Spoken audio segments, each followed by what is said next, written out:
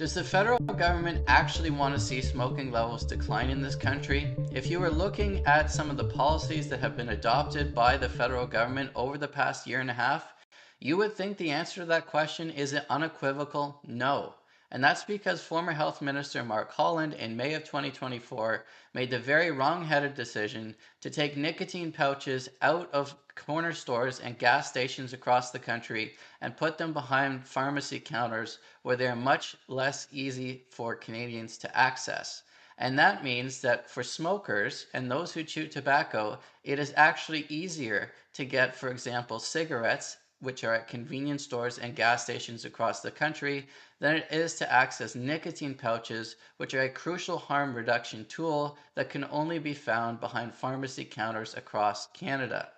Now, nicotine pouches have been found to be 99% less harmful to Canadians than smoking cigarettes, and yet for some reason the federal government has made it harder to access these tools than it is to access cigarettes. So yes, if you look at the evidence, the federal government is making decisions that will actually probably lead to an increase in smoking levels in this country, or at least prevent a decrease in smoking levels that could be seen through fully embracing harm reduction tools like nicotine pouches. Now, just last week, the Conservatives introduced a petition in the House of Commons that is calling on the federal government to allow for nicotine pouches to once again be sold in convenience stores, which they say can sell these products very responsibly and were able to do so for years before the Liberals made their decision to change the rules about a year and a half ago. And the Mark Carney government should absolutely embrace this policy. Now, Prime Minister Mark Carney has not been afraid of embracing conservative policies before,